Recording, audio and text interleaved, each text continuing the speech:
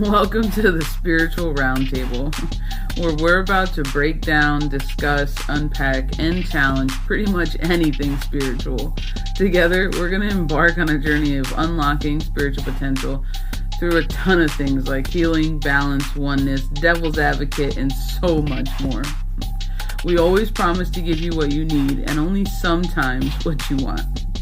I'm your host, Erika M, child of balance, and here with me, my co-host, is Miss Erin M, Keys of Wisdom 369. Come join us as we sit down and answer some of the questions that you guys sent in.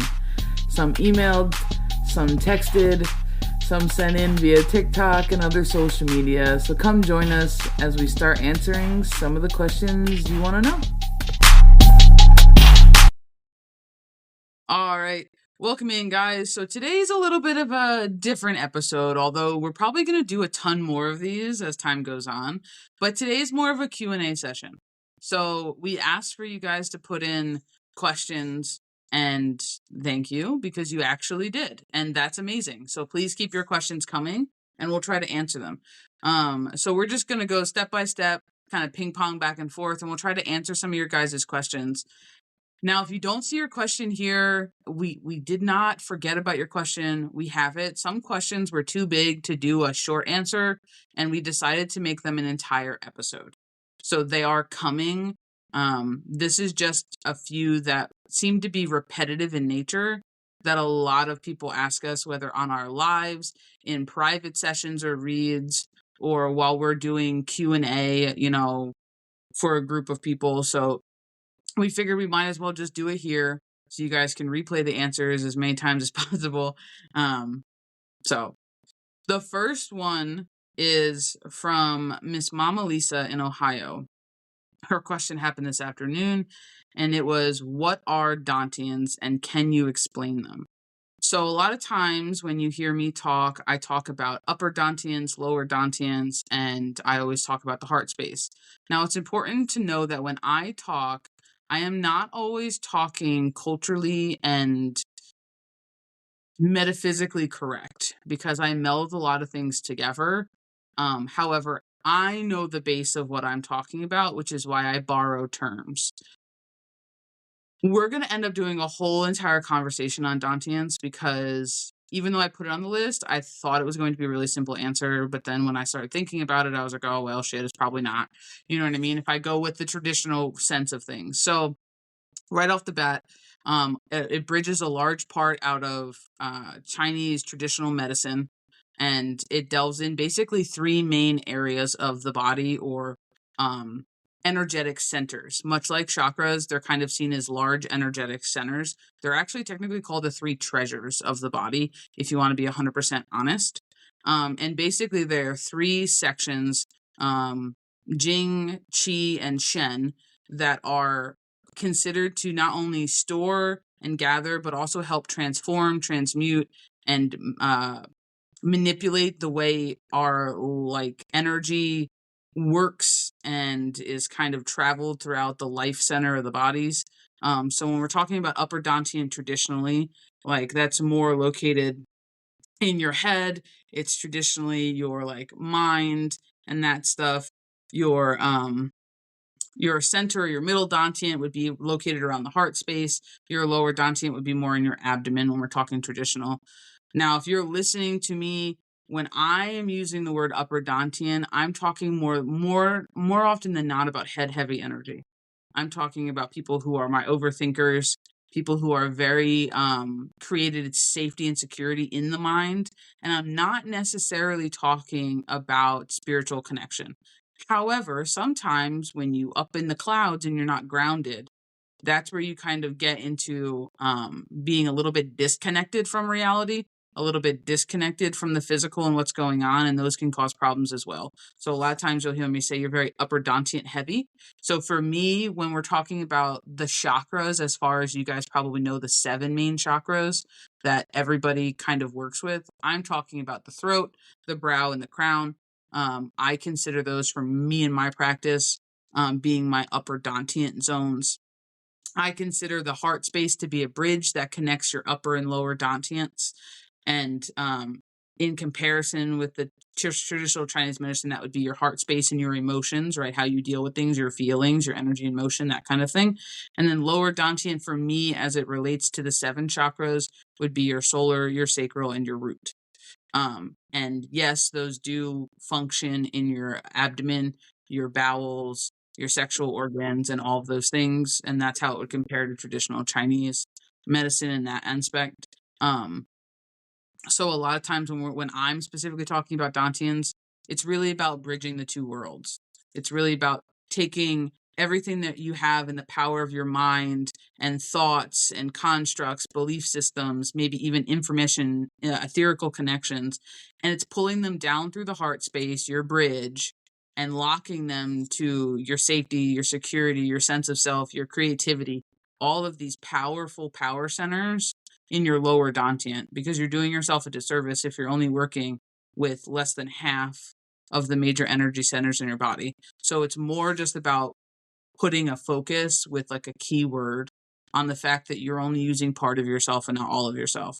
And a lot of people who are my overthinkers, you are upper Dantian heavy. You've disconnected from your feeling and you have rationalized the world around you. So, Mama Lisa, when I'm talking about Dantians, that's what I'm talking about. I think that was a great explanation. Thank you for your question. So our next question comes from Chris K from Iowa. And his question was, could we talk about the current energy and ways to kind of cope with it? Before we talk about how to cope with it, I think what's really important is to understand like what energy is actually present. We can break this down by planetary alignments. We've got a lot of things retrograde right now as we talk. That's your inward revolution. That's why all of these things feel so intense in your inner paradigm, right? So, astrologically speaking, we've got Pluto, we've got Saturn, we've got Neptune, we've got Chiron, and most recently we added Mercury, right? In September, we're gonna add Uranus, Jupiter, and Mars. That will be September, October, and December.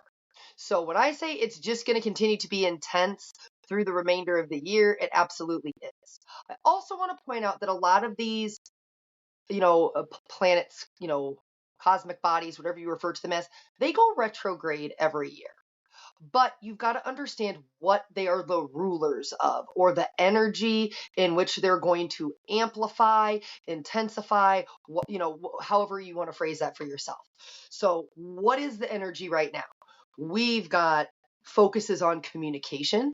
We've got confronting our shadows. We've got like where we've had power struggles in our life. We've got these tough love lessons, trying to show us where we've been carrying unnecessary emotional baggage,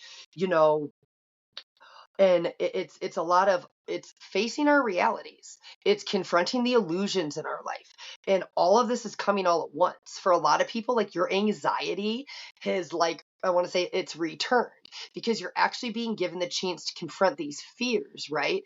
And as you confront these fears, we talked about it in a previous podcast where your anxiety is actually your fear being manifested in a different way. So you're here to confront these fears. So a lot of this right now, when I say coping, and I think you'll agree, a lot of being able to, and I don't really like the word coping, if I want to say it that way, because to me, that's kind of putting a band-aid on a gunshot wound. That's kind of like, let me crutch my way through this. We want to learn how to discern what is our energy and what is other people's. Because often when there's this amplified energy, it's easy to be like, oh my God, there's all this chaos around me. Is this my chaos? Am I doing this? Am I backsliding? Am I this? Am I that? That's why I always tell people retrograde season is great because it literally is shifting the focus on you. Where do you feel these things? It's nothing outside of you matters. You can still find your peace amongst the chaos. So for a lot of people, this is remembering that it's okay to pause. You don't constantly have to be doing something all the time.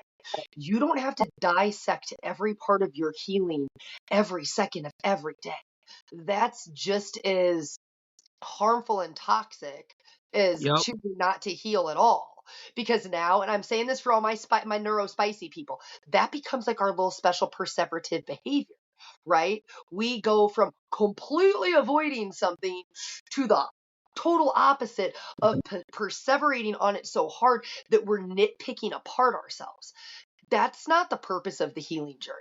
The Which is healing, detrimental to yes, self in the biggest of exactly. ways when you can't find a single thing that you like about yourself because now everything is a problem and everything needs fixed. Yeah. Dangerous waters. Yes, because you're looking at yourself through a lens of you're broken and that things are wrong with you and that you have to fix them. The thing is, and this is where I tell people, the healing journey is literally rooted in acceptance, Yeah. self-acceptance, almost like a radical self-acceptance. That means that every piece and part of you that you uncover in shadow work or anything that you review, it's all rooted in accepting that you were who you were, you did what you did, you experienced what you experienced, and there is no shame to be felt in that. Because the idea is that you're trying to balance yourself out and come to a grounded, neutral space. You can't love all of you when you're still rejecting and shameful and guilty and all of these things. That's not to say that you shouldn't feel those things. Those are emotions that are asking for you to feel through them. But often that is rooted in your own self judgment. I need to feel shame for this because of this. I should feel guilty because of this. So a lot of this is learning to accept you, all of you, regardless of anything that's happened. This is literally coming out of that entanglement of needing to bring the past to the present and punish yourself in the present for shit that's happened in the past. That's not the healing journey. It's accountability, it's responsibility, it's the know betters, do betters. But for this current energy, it is intense. Nobody's going to lie and tell you any different. It's intense. But the focus right now is literally on your individual energy. How are you and your energy communicating with God, Spirit, Source, Creator, Universe, other people? And I don't mean that in the sense of how are other people communicating with you. How are you communicating? This goes back to boundaries. What are you enforcing? What do you need to change?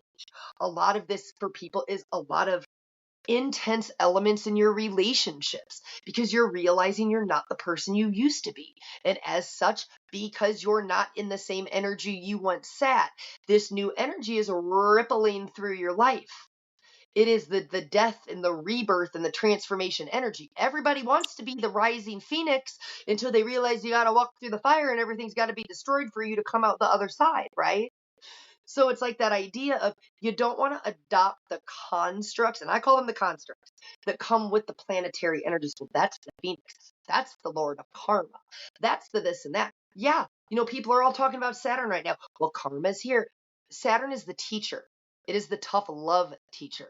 Yes, it is retrograde. So if Saturn is ushering in karma or the return of energy, it is personal to you. It is you reaping what you sow, you getting back what you're putting out. That's not inherently good or bad. It's just what it is. So what you assign that label to becomes yours in the eye of the beholder. But again, right now, a lot of this is trusting yourself. This is all of those, like you just saying with the lower Dantians. A lot of this is asking people to deal with those things in their sacral, in their root, in their solar plexus. Those are your denser energies. It's the less fun stuff to unpack. So when you want to look at it, it's taking baby steps. I can't impress upon how much it's baby steps in this journey, because as soon as you start trying to think there's a finish line, put check marks and boxes in your healing journey, you start to get in that comparison mode. I'm not doing this fast enough. I haven't accomplished enough. It's like you always say, healing isn't linear. It is literally, it's the roller coaster, it's the up and down, it's the flow state. So every day isn't going to be the same. Your best isn't going to look the same every day. So the second that you take those kind of constructs out of your mind, that every day that you try is enough. Like you say, trying is the act of doing. Yep. You're actually taking action in your life. Oh my gosh, there's taking action energy here too. That's actually part of your Saturn retrograde. That's how this works. When you start to get that understanding, and it's not just, oh my God, all the planets are in the microwave and what are we going to do? Right? Like that's the fear mongering side of things. This is like intense growth season. And that is the best way I can say it to people. Every energy that is amplified is out there. It's available for everybody to harness. It doesn't pick and choose people. It's there for everybody. What you choose to do with it is yours. But don't get caught up in those coping skills, meaning I just got to get through this. You're taking away from the experience of it and the lesson that is trying to be presented to you if you're just trying to like limp your way through it or persevere through. Perseverance can also be a trap. I just got to get through this. I just got to go through a little more suffering and I can come out the other side. Again, you're telling yourself that you deserve to sit in that kind of energy. 9 times out of 10, our suffering is self imposed. So you got to realize that, again, you're just being drawn to different things right now. And if you feel overwhelmed, talk to your team, talk to your guides. Be like, okay, this is too much. This is too much. Give me one thing to focus on. One thing. What is it today? Great. That's your idea for today. That's your goal for today. And then keep doing that and keep doing that. And then you've broken your healing down into these bite-sized pieces that don't feel so overwhelming. I have a bridging question Yeah. because we get it a ton. So I want to bridge off of Chris's question about retrograde energy. Mm-hmm. What do you say to the people who fear exes coming back or friends or old situations physically showing up during retrograde? I think the first thing, why are you so afraid of it? You're actually manifesting a fear or an outcome or attaching to something. And I'm going to add, this is just a loaded question. Do you control if someone shows up at your door? No. Because here's where I'm going to play devil's advocate on it. I know people who do cord cuts against people. I know people who say they've banished people from their lives and this, that, and this, right?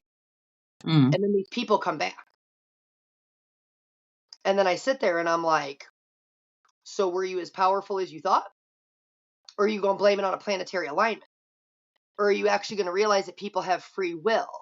And just because you have a construct of a planetary alignment and what it might mean, it might mean somebody else is in a space where they're seeking closure.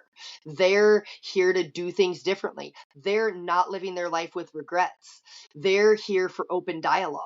And you're choosing to judge them based on a planetary alignment.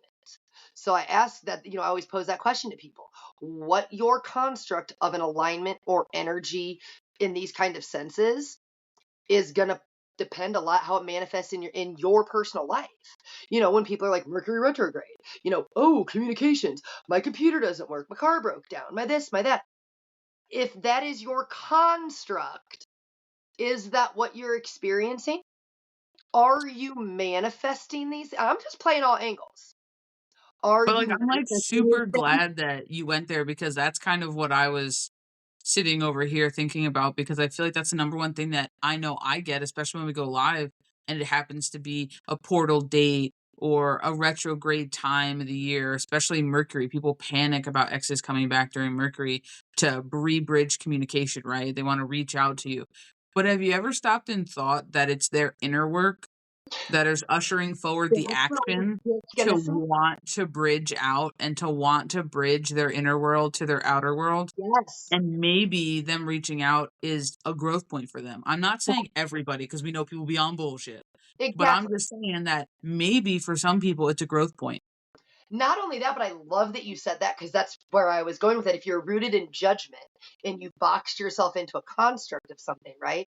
I sit there just like you said.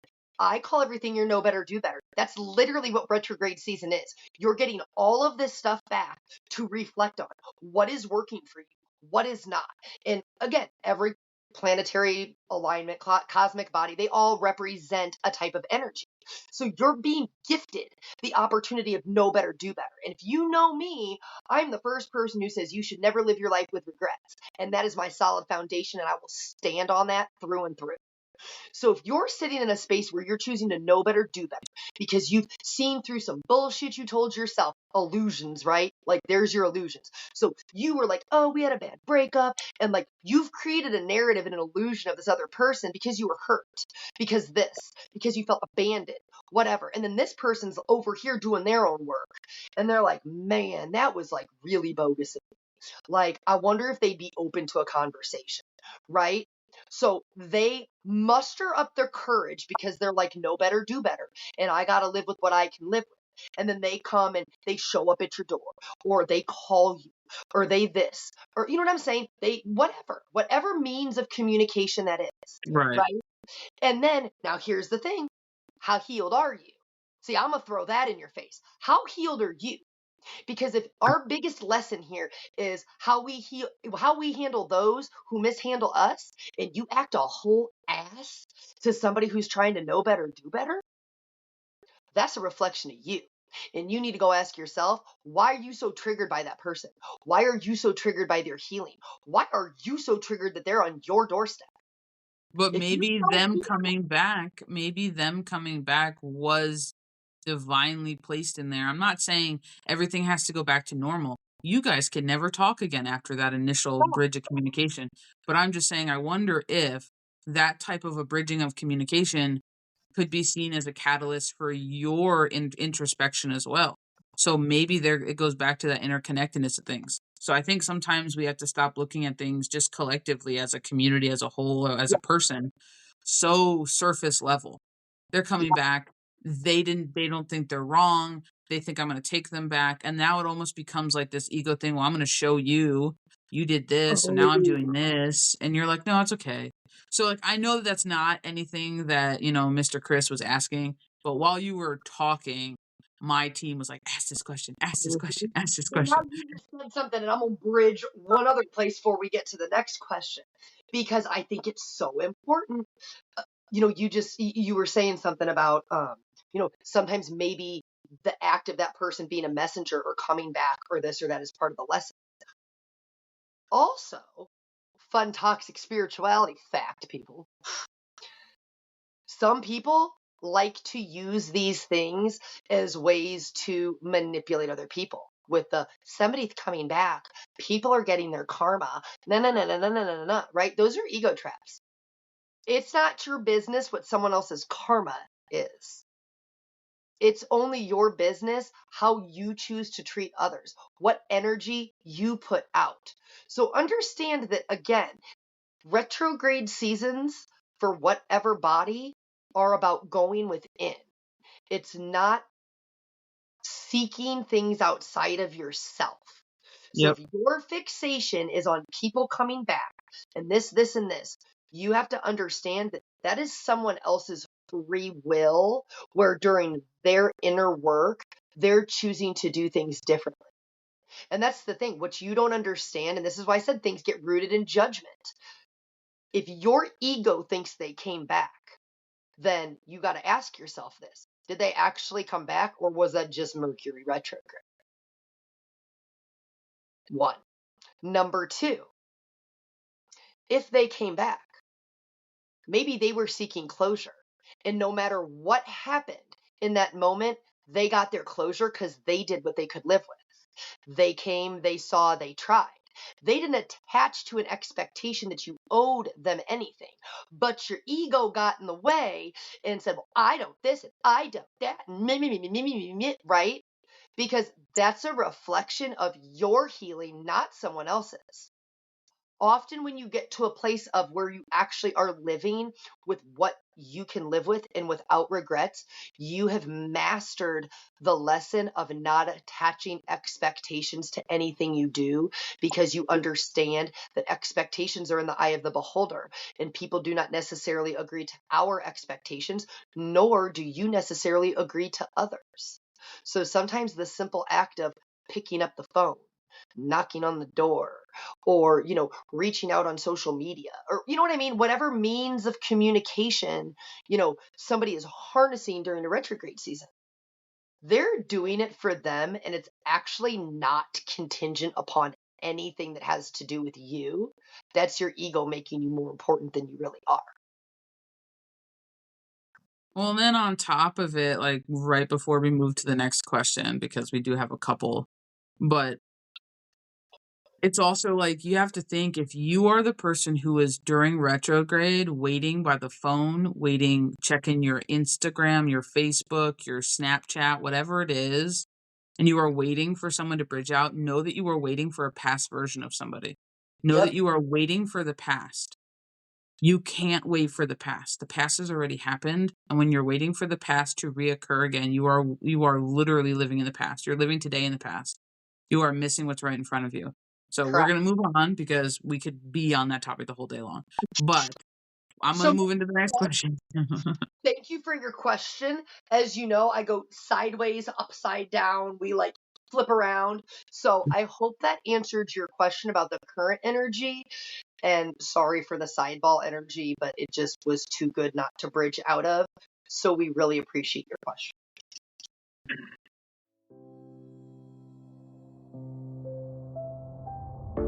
Now, a word from our sponsors.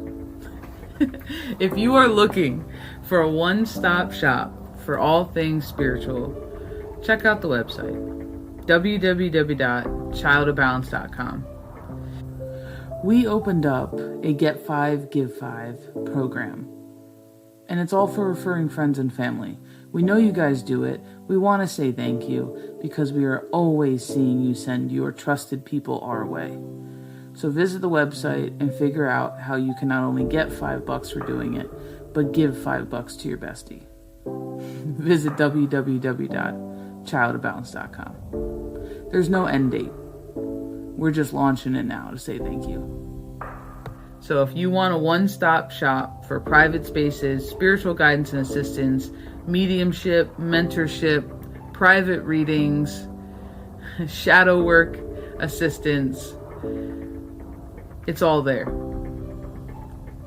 If you are looking for a free tree of knowledge where you can learn esoteric wisdoms, breath work, you can learn about yourself, cultures, spiritual hygiene, spiritual practices, spiritual traditions, and you can just learn about almost anything under the sun spiritual for 100% free, check out the website. And you should become a member. If you're not already a member, www.childofbalance.com. It's 100% free. It'll never cost you money. We would never charge you money. The website is about assistance and community. Take advantage of it, fam. It's a great place to go to unlock your spiritual potential. www.childofbalance.com.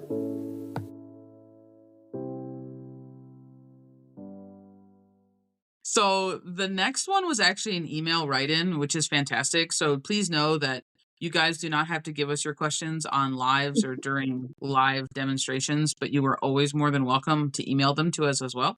So this one actually came in from an email from a Miss Mary Elizabeth from Minnesota. And she's asking, everything's been going on lately and things are kind of shaking up around here. How do I begin to see through illusions? Things are different, and I'm just trying to figure out how to move forward with what I think I see now.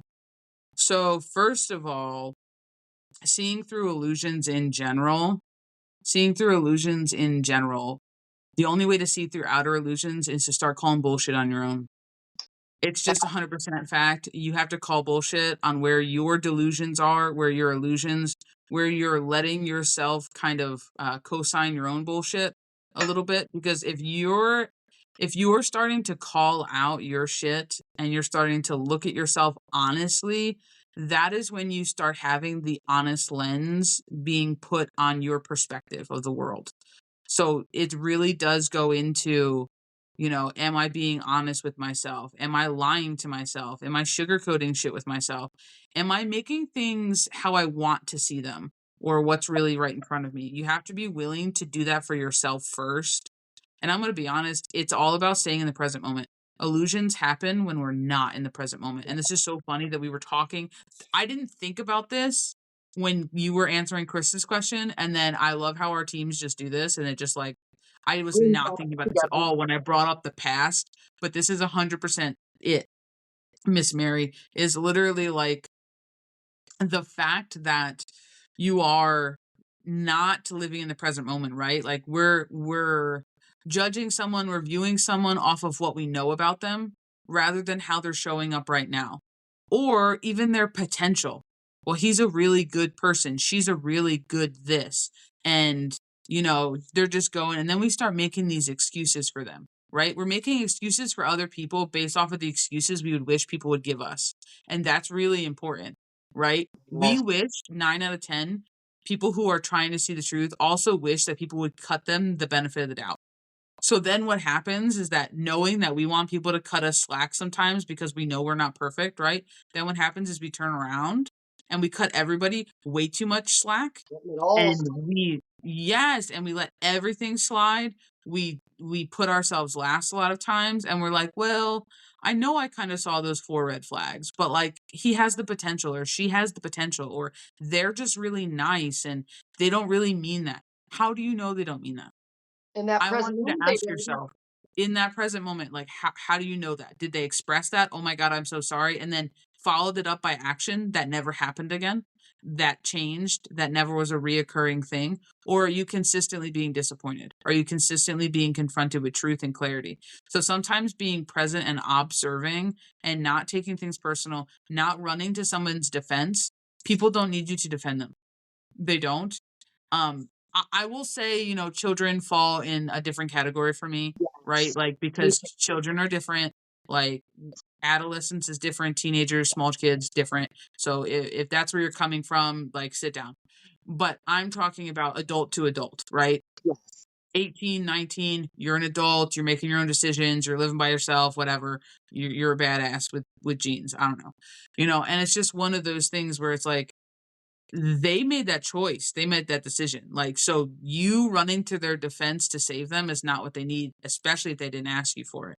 So a lot of times it's really just you got to start with self honesty. You got to start with self brutalness. You got to start evaluating your delusional states, right? Are we taking the idea of something and then twisting it and contorting it in our minds because we really would love this to work and then we're almost hiding it under the idea of, well, this is my manifestation. I hate that. I hate that so much because it leaves people in upper Dantian heavy energy. This is wild how this is tying together. I Yes. just want to let you know this.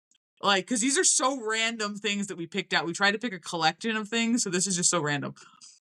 But literally upper Dantian heavy energy to where you're in your mind, you're creating a reality which makes you feel good and safe that is separate from the physical, wild. And then on top of it, now we're rooting for that energy, right? Now we're rooting for our mind.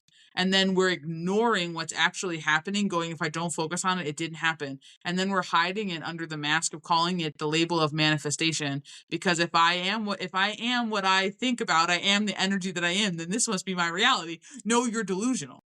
And it's okay. But like we all do it at times, different levels, different people, different places, different events. The end of the thing is that that's you getting in your own way. That's you outsmarting your common sense. That's you ignoring what's right in front of you because you are so attached to the potential outcome that you don't want to see it. Step 1, brutal honesty with yourself. That's how you're going to see through the illusions. You don't need anybody to wave a magic wand. Mm-mm. You just have to be willing to sit back and let people show you who they are and then believe them when they show you who they are. That part. We have said that time and time again as I'm getting goosebumps. Allow people to show you what you need to see, And then but then you need to believe what see you it. see. Yes, believe what you see and then move accordingly, like he's just said. And I want to bridge off something you said, just even on a bigger level when it comes to illusions. Because sometimes, we have the illusions when it comes to people and situations and things in our life. And then we have illusions that are, on a grander level, whether it be, paradigms, constructs, societal things, stuff like that. Another big pivotal step in breaking through or seeing through illusions is being willing to challenge your current set of beliefs and what you believe everything is founded in. Because the second you're willing to start asking questions, you're willing to change your perspective, learning to not emotionally attach to a perspective is how you get to that seat of the observer. When you sit in the seat of the observer, you don't have a bias to what you're seeing.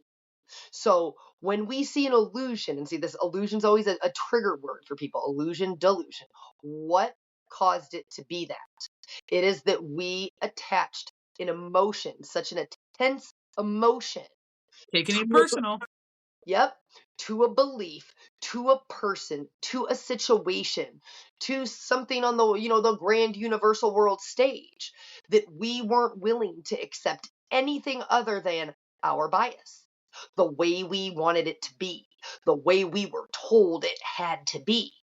So part of seeing through the illusions on all levels is being willing to challenge what you once held to be the only truth.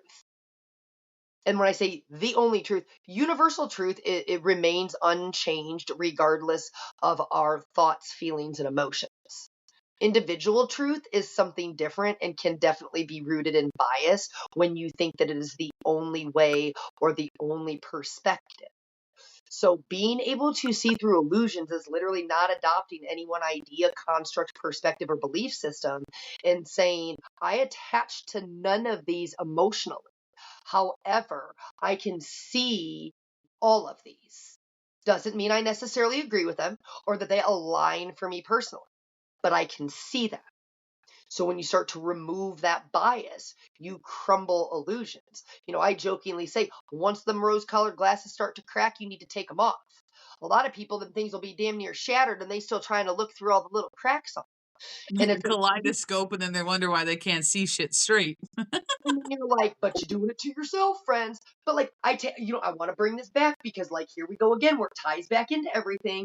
You know, we talk about Neptune in retrograde. It is the breaking through of illusions. But guess what that means? When you are breaking through illusions, you don't always see clearly. It's actually cloudy because your eyes are adjusting to this new frequency or perspective or truth that is being shown to you. So as you're trying really hard not to attach an emotion to it or this or that, it's still cloudy. It's still coming into focus. So while some people are talking about clarity right now, there is the fog of confusion for people as these illusions are being dismantled. But that's why I said, like, part of this is being kind to yourself during this part where there's not clarity. It's going to be confusing. When you dismantle and start breaking through illusions and you take off the rose colored glasses, it's going to be confusing. It's going to be cloudy while things start to come back in focus for you. Because this is a place you haven't sat before, and this is a new perspective you're willing to take. So that's why there's always this ebb and flow when people's rose colored glasses start to crack. And I will tell you that I love saying this to people just before we move on to the next question. I love saying this to people, and I love telling them, like, look, you can lie to me, you can lie to everybody else, but don't lie to yourself. Facts. Because I'm going to tell you, your mind's a bitch, and she will listen, he will listen to the lies it tells itself. And you will realize how many little lies now are constructed and woven together to form an illusion or a delusion that you didn't even realize you had. So, honest True. with yourself first. So I hope, Miss Mary, I hope that helps you out. Thank you for emailing in a question and being our first emailed question. So it is much appreciated. Yes, thank you so much, Mary. So our next question comes from Destiny L from Idaho. And Destiny said, could you guys talk a little bit about deities and, working with them? I love this question, and I actually love that it was like super general because so many times people have like specific questions about deities. I think something that's really important to remember is that deities choose if they will work with you. More often than not, they will come to you. And just because you petition a deity does not necessarily mean that they will agree to work with you. Because a big part of, and that's not to say you can't ever petition a deity, so let's not get that twisted either. But when you're wanting to connect and harness that energy and work in tandem, in cooperation, you spend time cultivating that relationship, whether that's through offerings, whether that's through candles, whether that's through your time sitting with what you're doing, trying to connect with them, learning what their energy is representative of and by. Because if, this is the toxic part of things that I see that really kind of, it leaves a bad taste in my mouth, honestly. And, I don't mean to be judgmental, but it really rubs, it's my ick. I said it earlier today. It's my ick. You know, I'm gonna keep saying it that way because I'm trying to be nice and I'm trying to find nice words. But the thing is, when people are like, I want to work with such and such, and we'll just fill in the blank, right? But then they want to do that because they're coming from a space of, wanting to incorporate it in some kind of magic or spell work or this or that towards other people, and not necessarily in a very positive fashion. And to me, when we're working and connecting with deities, that is for our own personal growth. It is for our spiritual enlightenment. They're not coming here to go, yeah, let's go play fuck shit with other people's lives. That's not the purpose of connecting with, many deities out there. It is literally for you to learn something, for you to explore something. So, like I said, it's part of really learning and investing your time and energy in what do these energies represent? What am I petitioning them for my growth, for my enlightenment? Because, like I said, they don't have to work with everybody who petitions them. And then that brings in the question. And again, I'm just going to play devil's advocate here. How do you know that that's who you're working with? How do you know if they chose you? And when I say this, that's kind of toxic all within itself, because a lot of people want to say, well, I work with such and such. That's your ego talking. Whether it was just initially out of excitement because you saw other people doing it or you were intrigued or this or that. But again, when you are working and petitioning deities, it is for your own growth. It's not to go out on social media or in public spaces and, inflate your importance because who you work with. Because again, like, that's not important. They're not doing that so that you can have some kind of clout. They know the weight and worth of their energy and what they embody. And as such, they are selective on who they work with. So they're not working with every Tom, Dick, or Joe. So you've got to understand that as well. And if you don't know enough about them, just I want to say the idolized concept that you got on social media or that somebody told you about based on their experience, how do you actually know and discern that that's in fact who you're working with and it's not just an illusion or delusion of what you wish, want, and hope it to be? Because Sometimes I actually wonder because I feel like everybody and their mother works with the same three people, right? It's all over social media, right? I'm working with Odin, I'm working with Thor, I'm working with Hecate, I must be working with Lilith. I work with, right? Like, and there's only like a total of like maybe a dozen, and then everybody else falls to the wayside. I have so much curiosity for like I wonder how many times you get it wrong. I wonder how many times because you're not doing your research, you're not looking for signs, synchronicities, and things like that for them to confirm to you who they are, right? And you're assuming because the energy may feel you may have a masculine, you may have something that is either Norse, Scandinavian, or something of that earthy kind of you know paganistic, multi-god, culturistic belief system. But it's like if you're not taking the extra steps to like ensure that that's exactly who you're working with, I'm always so curious how many times the whatever energy you're working with is like, I don't give a shit who you think I am, but like I'm here to help. Like I wonder how many times they just give up, especially if they're like not a major player, right? Not a major mainstream character. I wonder if they're like, I just don't even care anymore. I wonder if they ever do that. If they're like, you know what, you think I'm this person, whatever. And then they just like are like, I'm gonna help you anyway because you're never gonna get me because you're not gonna find shit on me. Like I wonder how many times that happens. correct. Because But that's the thing. You said it before though. Like it's cultural work. Yep. Like, look up the cultural significances of these deities. Yes. They will give you some sort of sign that you're on the right track, you're Yes. on their page. Like, I just said this coincidentally, actually, no coincidences, but like, I just said this today in live earlier this morning. I was talking to somebody who was wondering if, I could feel into her and we could confirm if it was Hecate or not. Now, I typically don't necessarily like doing that, but I already had to Hecate in my space, like, and I feel like she sends her people my way, and they will randomly find me, and they all ask me the same question. Like, it is always the same question, and it's Mhm. always them trying to ask in a roundabout way. If it's her, without just being like, "Is it Hecate?" It's always something like Yeah. very around the way where they're not trying to give it away, and they know it might seem a little bit It'll like, be "Oh, a woohoo." coyly presented Yeah, question. like, and Yeah. I said the same thing, to her. It's like, do your research. When you get on a page about, specifically her, like, and other deities, you will get, uh, cold chills, tingles. It'll hit you, and you're like, "Why am I reading this? Why does this feel like I've read this before?" "Oh my god." Or they might show you, like, you might see like a cultural image or an artwork or a description, a carving, Mhm. and you're like, "Oh wow." Like, that's so it, like, I saw that picture, and this is it. I know without a doubt this is it. They will give you that no doubt thing, and then you wanna be extra coy, quiz them. If you Yeah. have the ability to know they're there, quiz them. Quiz Yes. them on their own history, on their Yes. own things. Like, don't be afraid to be like, "So what exactly happened?" And give them a trick question. Yeah.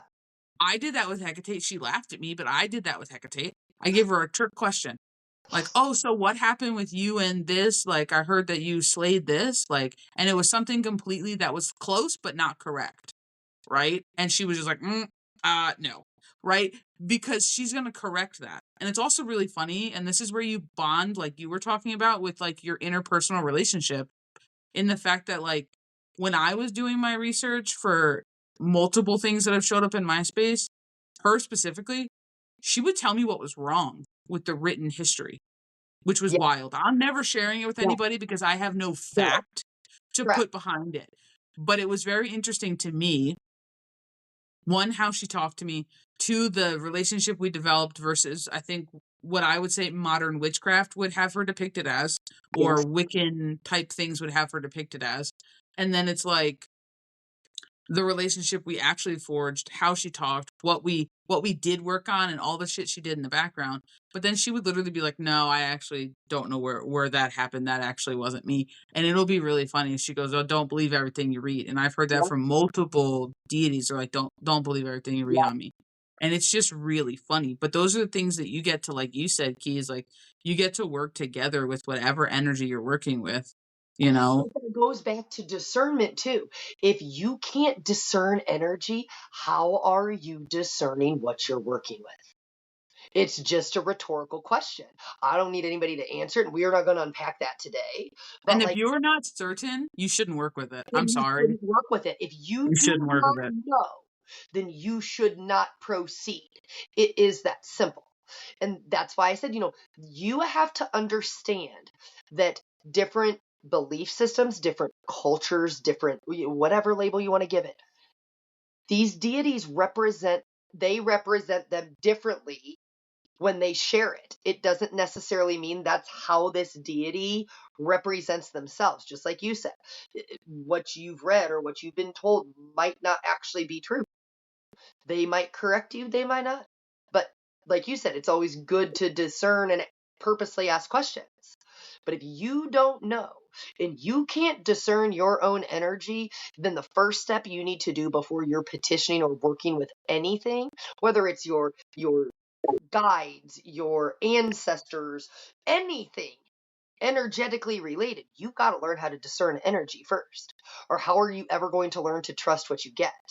And that and this is going to be loaded because we always say everything's rooted in trust.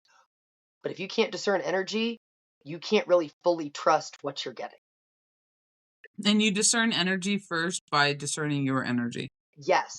Pulling away, doing some inner introspection, some inner work, some inner, determinations as to where your energy stops and somebody else's begins, how your energy functions for you, the patterns, the symbols, the feelings, the vibrations that naturally you pick up on, their meanings, like those are ways that you can differentiate and discern those types of things.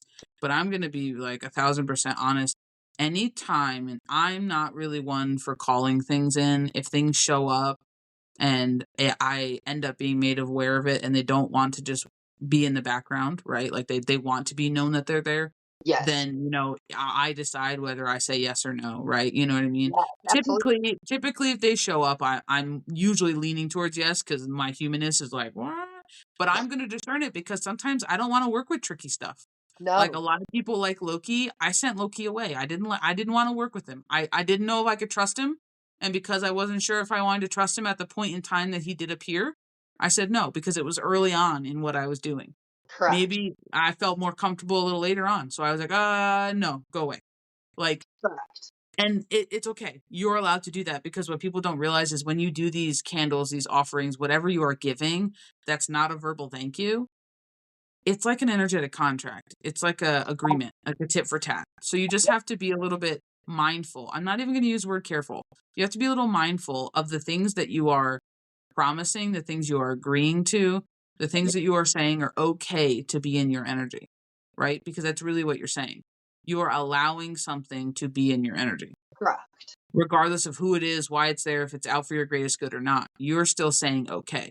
And once you give permission, then you also, you have to be mindful of if you change your mind, you got to rescind it. So thanks, Destiny. I hope that helps your question on deities a little Yeah, bit.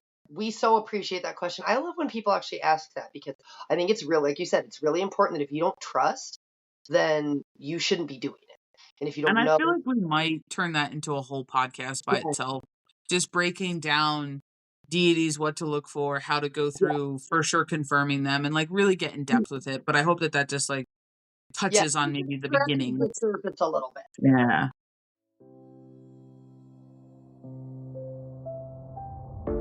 Now, a word from our sponsors.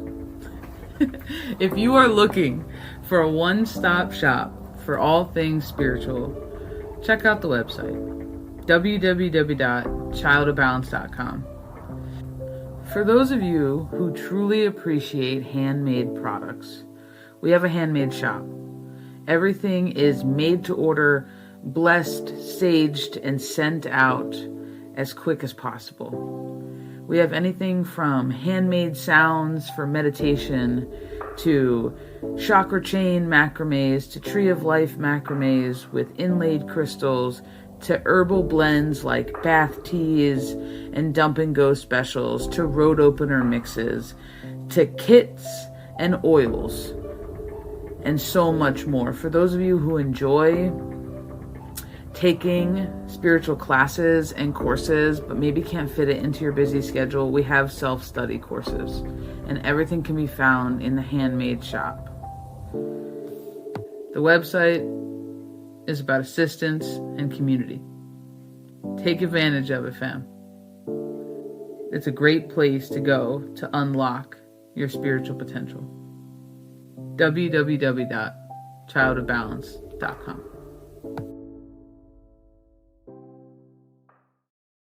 Now the next two questions I have are kind of funny because they're miles apart from each other. However, they kind of both were kind of spirity questions. So I was like, let's do it. And we're gonna do them kind of together, but we are gonna like honor them as separate questions and shout out their people. But so the first one is Kyle W from North Carolina. I know we have a couple North Carolinas, but I'm not really sure that we had a Kyle W. So welcome, Kyle. Um, Hi, Kyle. I know. Hey, Kyle. Hey, Kyle. The Carmen voice. But yeah. So he pretty much asked. He says he's big into ghost hunting and spiritual. He says discoveries. Um, and he gave a little bit of a backstory about touring like historical buildings and things like that. And his question was, can a spirit really be stuck or earthbound? Oh, Okay, Kyle. I'm gonna be really honest and being like, I'm not sure that I can definitively answer this question for you. However, I will tell you from what my experiences are. Now, this really delves really heavily in culture and religion as to the answer to that question, because some cultures will say absolutely not. Some cultures will say yes, you can trap a spirit, you can trap an entity, you can trap things and objects and places and barricade them in and lock them in. So from that aspect, it's really going to depend on where your foundations lie. However, I will tell you that when it comes to dead people, and that's where I'm going to take it from spirit, dead people, and not just like some ancient energy from like Egypt, right? And we're just taking it from dead people who have walked the earth, probably in the last 100, 200 years, 300 years, right? Um, a lot of times they're not actually stuck. Um, some people just prefer to hang out in certain places. And a lot of times when people think they can't leave, it's actually like a mental construct that is either arisen after death and kind of I don't want to say refusing to go to the other side, but it's almost like a lot of times, especially because I've done tours, I've done walkthroughs, I've done mediumship readings on historical buildings, landmarks, um in New Jersey, Ohio, and Indiana, on separate years, locations, places. And it seems to be that there's a couple things at play. One, the energy that's still there of the past person is either fearful to meet whatever construct of a maker they had before they died. There were a couple really religious people who had passed on and were still like haunting a local jail because they knew they did wrong and they didn't want to leave or pass on. They didn't want to go to what they thought was judgment because they were afraid that they were going to end up in hell or purgatory for some of the choices that they made, because that was a mental construct they died with. They held on to it and they refused to leave the location because they thought that here was better than the potential of where they were going. So there was a little bit of fear there. Um, the other side that I've dealt with in doing communications for people and having like a sitter in a private session and doing things for friends is the accident deaths.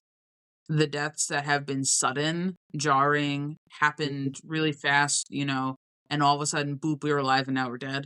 And I'm getting goosebumps. But sometimes because they're surrounding traumatic events, accidents, murders, things that are horrific in nature, sometimes, especially when they happen suddenly, they're startling and that can cause some confusion. Um, not always, like I always preface things like not always, because I have met a lot of spirits that are perfectly at peace, at ease, and they have had accidents and they're not, you know what I mean? But from working with some transitioner energies personally with myself and my practice, um, I've kind of been told they can kind of deny. Like they can deny being collected. Um, they can say no and not allow themselves to be collected. Um, and there's also a train of thought or a theory that, some people will try to remain what you're calling earthbound, right? Try to remain kind of in close proximity to the physical reality, like just beyond the veil, but like the everyday to where we're like haunting and being around and like following around our loved ones. And a lot of times people believe that that's happening because there's unfinished business, right? There's something they want to say, something they want to impart. And I'm getting goosebumps again. Something they want to say or impart on others, and those types of things. So from that aspect of just past people, 9 out of 10, I don't believe that people are stuck, but I do believe that people decide to stick around for various different reasons. Um, I met one person who thought they were stuck, who thought that they couldn't leave a house, but there was actually nothing stopping them from leaving the house. There was no big bad energy. There was no, you know, spell or circle cast that bound them to the house. It was just that, but this is my place. I can't leave, right? Because they couldn't detach from the ownership of that property and from the generations that, because that was at that specific spirit. That was the last generation. Like, she didn't have any kids. So, like, the generation died with her. Like, her family line died with her. So it was one of those things where that house, that home, that farm, that land was passed down through generations, great-grandparents, great-great-grandparents, and the idea of leaving it to somebody who wasn't her family, like, she couldn't grip. So, I've had that happen before. So no, to me, I don't necessarily believe in stuck earth energy. Now, I will tell you, I feel like sometimes people confuse stuck energy with echoing or residual energy. And to me, that's different. Residual energy is just absorbed energy. So energy that is seeped into the pores, usually continuous things that have happened on repeat, right? Like every day, grandma went outside, ringed a bell to call people in, and, exactly at 3 o'clock every day. Well, when people go to like stir up energy at places and like you go ghost hunting and stuff like that, and people are like, oh, every day we still hear grandma ring the bell. So sometimes it like energy can echo, especially if there's a catalyst to trigger the echo to replay itself. And those are not necessarily stuck energies. They're not conscious in the fact that you can't interact with them. They're just loops of time, and they're usually like 30 seconds to a minute long max of a loop of playing through something. Sometimes you'll see it in hospitals or places with like a lot of patients, a lot of routine work, a lot of shift work, factories, jails, things like that will have a lot of residual energy because they follow a strict schedule, a strict course of time. Doctors, nurses pushing and carrying things up and down hallways, a lot of things like if you go to insane asylums or things that are abandoned and things with many, many rooms and hallways, sometimes you'll be like, oh, I hear footsteps. And sometimes that's not actually that person, someone's there. Sometimes all of that shit and all that sadness, anything with extreme emotion around porous objects can kind of seep in and become part of the bones of the place, part of the fabric of the nature of the property of the things. So it's not so much that you can interact with it. You can't ask it a question. You can't ask it to go do something. So it's not actually stuck here. It's just an impression. It's an impression of old energy that replays. I do have a theory, and I am wondering, and I would love if somebody ever has the answer to this. I wonder if you only get so many echoes and then the energy's gone. And then it leaves because it's been expressed out of the object or the wood or the bones of a property, and then it's like it's gone. And it just kind of like retransmutes back into the overall essence energy of the planet, right? Because this is so interesting. And then you didn't ask this question, but I always get a question if you can talk to people who were cremated. I've done it. I have, although I will tell you the energy feels different. And it could just be my ability level, but the energy feels different when somebody is cremated. And then I always have so many questions about why nobody ever talks to a Viking when they did massive pyre, rituals and burials and like, but you can talk to, old Englishmen from Europe, you know what I mean? Like around the same time period. Like, so I do have some questions about that, I would love to do further discoveries on. But I hope that answers your question, sir. Um, Thank you for asking it because I feel like that's kind of a cool one. You know, I'm gonna tell you though, like when you're doing ghost hunts, dude, like don't antagonize spirits. Especially if they're there haunting the place. Like you're there to observe, like that kind of stuff. But don't be antagonizing things that live there. You don't want people coming to your house, right? And telling you to quick go get up, knock on the wall, quick go do this. They don't like to be bossed around either. 9 out of 10. So just keep that in mind. Now the other question's kind of funny, but I'm pretty sure it's serious. However, it's kind of funny because 2 spirit questions in a row is kind of fun for me. But the other one's from Tammy Lynn, from Kentucky. She asks a really short, simple question. Can dogs and other animals go to heaven? I'm going to tell you, from a heaven perspective, when you're using the word heaven, I'm assuming you're of Christian faith or maybe even Catholicism. So I will tell you yes. And I'm going to tell you straight yes because Pope Francis actually did a whole address to the Vatican at one point when he was consoling like a small boy who had lost a dog, and he made the statement that canines, this was his statement, canines and all others of God's creatures, I think is the way he said it, all others of God's creatures or something like that, are allowed into the gates of heaven. So if your belief is Christianity or Catholicism and you believe in the Pope and maybe the Vatican and things like that, the Bible, then Pope Francis says yes. Now, from a medium standpoint, I can tell you, I don't know if they go to heaven, but I definitely know that they're on the other side. And usually your loved ones pick them up. I'm going to be really honest. I've read a lot of dogs, and they come back, they visit you, you see them, they're ghosts, right? But when they pass, I've also watched them come back when I do mediumship readings for people. Like you're talking to dad and hey, dad has your black lab. Like, and it's just weird things like that. Like, yeah, he may not be happy about it, but he follows him around, right? Like, and there's all these things like that. Like, hey, grandpa picked up your chihuahua and he walked out the room. So I'm assuming he's the one who collected the soul of your dog.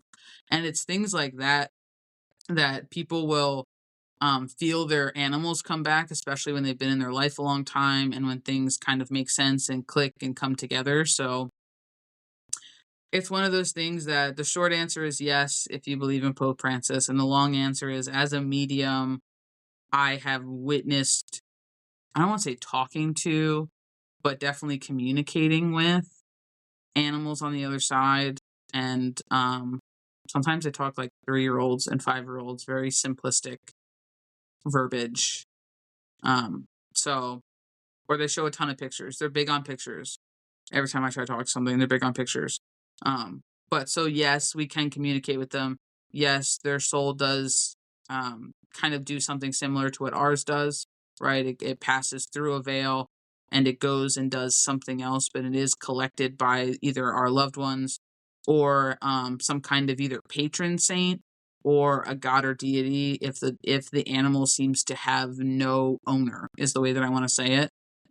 Like I'm sure there are things just like spirits who haven't been collected and who are just roaming, right? But Mhm. most of the time when people are talking about animals, they're talking about their loved pets, and it's usually your family that picks them up.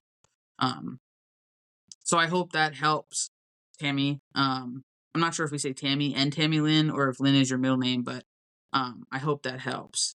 So I just wanted to wrap up with those two questions because I thought sometimes everyone wants to know about the spirit questions. I feel like everyone's always so curious, No, you know.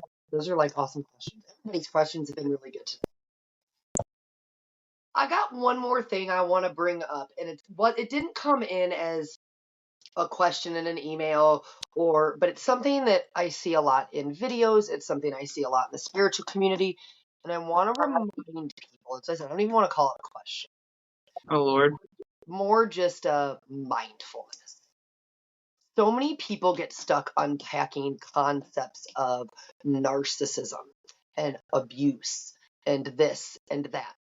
I want you to be mindful that those are definitions to describe patterns of behavior or how energy manifests. And the reason I'm saying this, I want to say it this way, is because people inadvertently get caught up in the construct of victim mentality and do not realize that when they continue to tell their story, and I don't mean as in therapeutically healing, unpacking and processing.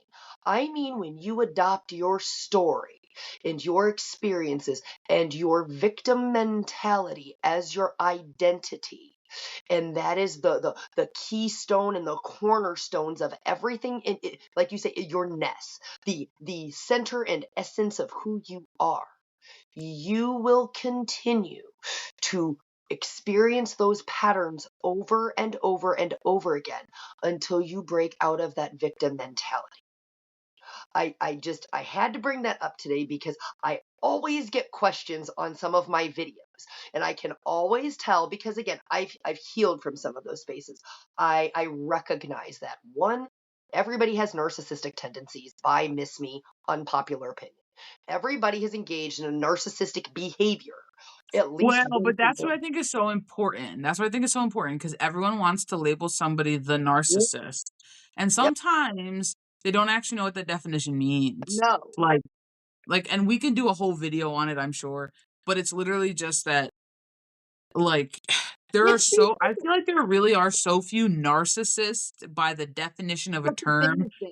It's but there's so many people with a tendency or a cycle or a thing because it's a learned behavior. Now here's how I usually just break this down for people.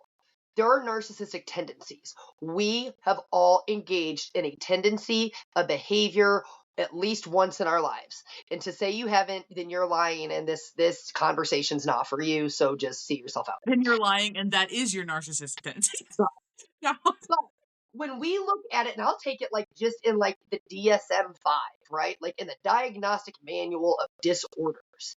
It's a personality disorder. So now let's take that spiritually. What's your personality? It's your ego. So now let's dissect that a little more. It's energies. It's a collection of behaviors that manifest in your reality, in your personality. And when that is where you choose to sit, that is what you are rooted in.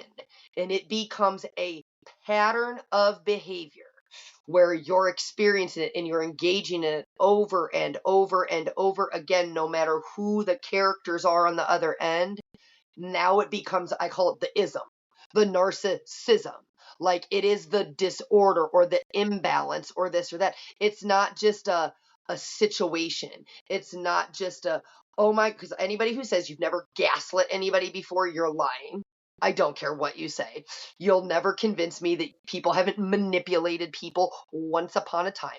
But those are like the big words that I always hear when people are Kids like, manipulate all the my time, they ex just don't was realize they're such a doing it. manipulator. My ex was such a this. And we get to miscategorizing behaviors like lying, manipulation, you know, gaslight. Those can be individual behaviors. It's when multiple behaviors, and again, remember, this is a man made definition. We came up with this definition based on some criteria. Just be careful. That's what I tell people, be careful how hard you fall into those labels. Just like we talked about labels and limits, because within that construct becomes a power dynamic. This person had the power and this person didn't. And then Well, but you got to be real careful because here's where I'm going to say it. When you start taking your power back, you can very quickly shift into the spiritual narcissist from the place you just thought you fought out but if you're gonna own, and I feel like people really need to take a hard look, if you're gonna own somebody you were with as a diehard narcissist, no empathy, no care, manipulative, right? Like you are owning that label. He or she is a narcissist, covert, overt, it doesn't matter, right? If you are owning it, you have to realize that then you got some problems because Correct. why were you attracted to the narcissist? So it still goes back on you. Why was that something you were drawn Now, to? again, I know where Why was somebody that was going this? with that. Why was it, Because you know what I mean? Like, but see, it doesn't, see, it'll only work for people. I'm going to tell you this, your excuse, and I'm going to call it an excuse. Actually, I'm going to call it a reason. I'm going to give one person a reason, and then I'm going to say anything else doesn't really have a reason. A covert narcissist is somebody who wears a mask. They misrepresent themselves. They're not who they, you know what I mean? They're not coming across as who they truly are. Now, an overt narcissist, most of them openly admit that they're a narcissist. They will openly admit it. Oh, I'm this, I'm that. but Once they know where even the covert dude, you they can know only what be they with the are. covert so long until their mask falls. And then Fact. why are you sticking around after their mask has fallen Correct. 250 times? And the That's thing where is, I'm saying it's still a no, you thing. you're Why are correct. you still there? But it really, What is going on that you're like, I need to hold on to this? What yes. kind of illusional fantasy do you have going on? Like, what, I don't even remember whose question that was now, but I But remember saying that word. going back to what you said in the beginning, right here with all of it. It's the illusion, it's the delusion. And you have to ask yourself, when somebody's been so damn consistent in showing you something, why is what they're showing you not enough? Why are you not believing what you're being given? And at what point, what partner are you the problem? And that's where it becomes that unpopular opinion. That's why I said, That's what at drives what, me nuts. I can't tell at you how many what point people, are you the problem? but it's like Because I most can't tell you. narcissists are consistent as fuck. But see, but that's the thing. Like, and I was just about to say that in a different way. I can't tell you, people will be like, oh, they're so inconsistent. But they're consistently inconsistent. So you can rely on them to be consistently inconsistent. Yep. And that's where you get when people go, I have a trust wound. No, you don't. You trust that people ain't going to show up. You trust that people are going to be inconsistent. You trust people are going to break your trust. You trust people are going to be shady, shitty people. So you trust. Who do you hang around? And I'll tell you who you are. Things. You know what I mean? Like, who do you hang around? And I'll show you who you are. I mean, there's no truer thing ever been said. And people are like, oh, that's not true. I do this. No, if you're hanging around people who you nothing like and you don't really get along with, then one, you're pitying them. Shame on you. Nobody deserves to be pitied by anybody. And it's like, two, you're doing it for your own ego pleasure of either savior, white knight syndrome, or something going on that I'm going to heal the world without ever healing yourself in the first place. And that's not how that goes. I don't know how we got here, but I can just say that, like, number 3, this is telling the universe that you're okay in that energy in which you sit, whether you mean to or not. The actions that you take and the spaces in which you choose to sit and the people that you surround yourself with consistently. I'm not talking about the grocery store. I'm not talking about the people you got to deal with every once in a while. I'm talking about consistently. You are telling the universe through your energy that you are okay with that. It will reciprocate what you are, not what you want. Align accordingly. Yeah. So I kind of really enjoyed this, to be honest. And the fact that we picked out of all the questions, these random questions, and then somehow Spirit tied it all together is wild to me. And I'm still kind of a little mind fucked about that whole thing. But thank you, everybody who sent in questions. If you had sent in questions and we didn't answer them, please know we still have them. We did not delete them. Like, we did get rid of some repeat questions because we did have some repeat questions. So we're so sorry.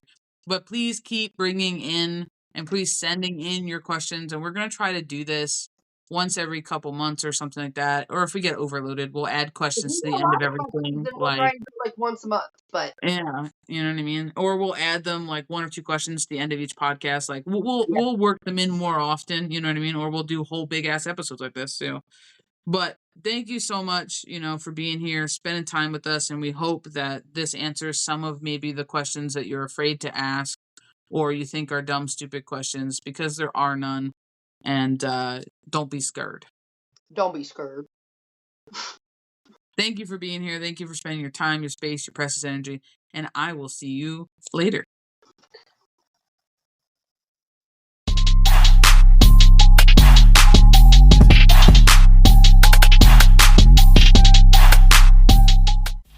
Alrighty.